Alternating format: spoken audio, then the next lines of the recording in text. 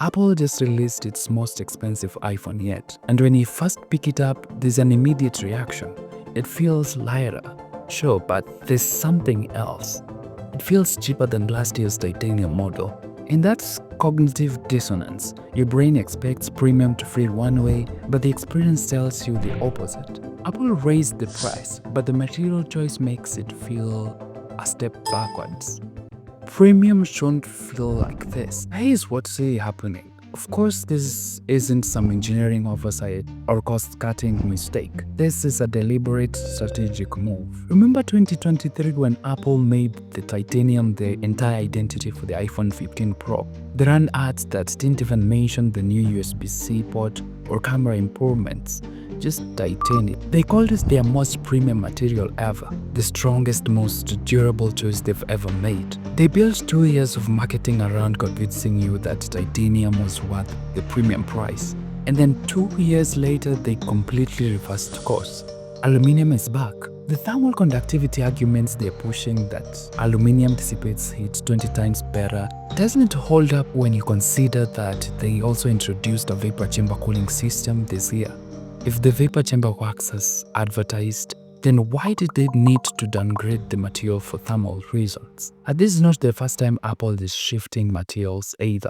They went from aluminum to stainless steel in 2017, then to titanium in 2023, and now back to aluminum. And each shift served a strategic purpose beyond the engineering specs. The titanium era was about justifying premium pricing and creating perceived value. The aluminum return is about something entirely different.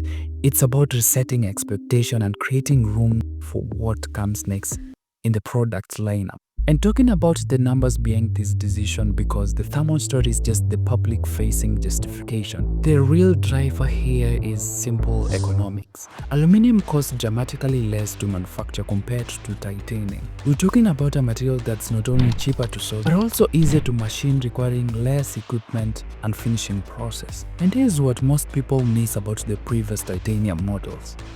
They weren't solid titanium.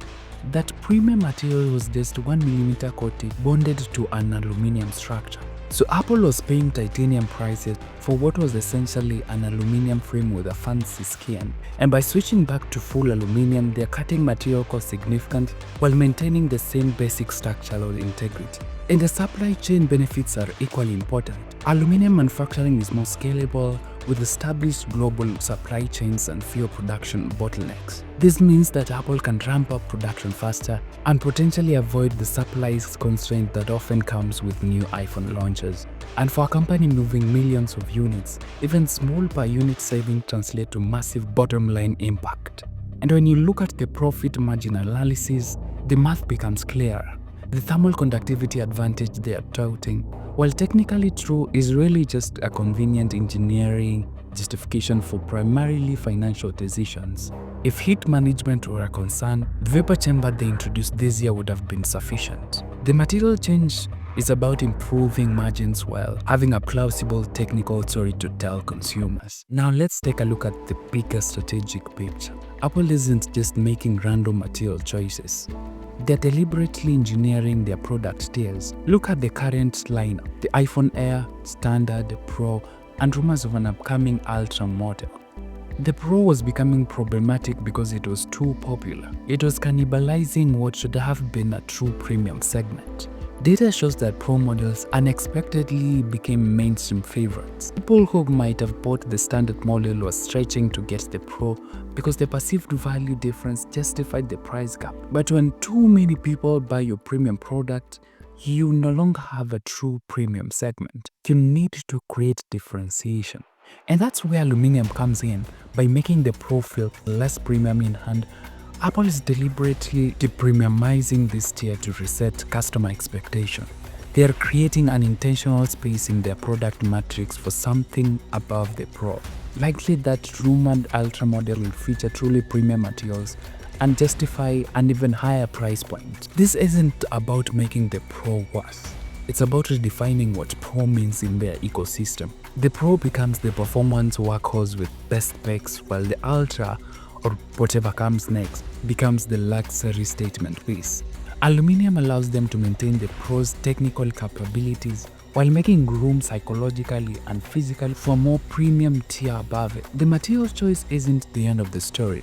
It's a setup for Apple's next strategic move in smartphone segmentation. Now let's address the elephant in the room, the durability concerns. The early reports are concerning: chipping, scratching, and visible wear on aluminum iPhones that are barely weeks old. And Apple's official response about material transfer from MagSafe chargers only tells part of the story. Some Macs simply don't wipe away because they're actual damage to the aluminum surface.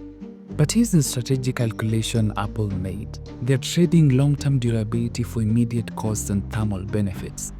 Because they know that most iPhone users, some estimates suggest over 70%, immediately put their phones in cases. And for that majority, the bare material durability becomes irrelevant the moment the case goes on. The aluminum's performance only matters for minority who goes caseless. And even then, Apple is betting that the thermal improvements and cost savings outweighs the durability complaints from that smaller segment. This is a classic Apple risk calculation. They are prioritizing what benefits the majority experience, better thermal management during intensive tasks over what a minority might experience through cosmetic wear.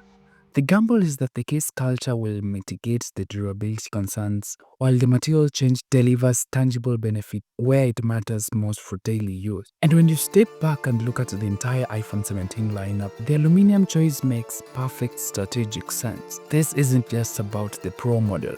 It's about creating a clear differentiation across the entire product ecosystem. The Air gets the ultra lightweight treatment, the Standard gets balanced material, and now the Pro gets repositioned with the aluminum to create clear space for whatever premium tier comes next. Compare this to their competitors like Samsung, who often struggle with clear tier differentiation. Their premium model sometimes feels like incremental upgrades rather than distinct product categories. Apple is deliberately engineering perceived value differences through material choices, creating psychological barriers between tiers that justify price differentials. The long game here is ecosystem positioning.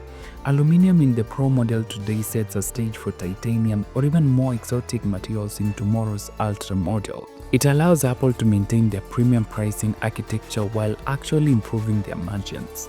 This move isn't about making the Pro worse. It's about making the entire product matrix more strategically coherent and financially optimized. And aluminum isn't a mistake.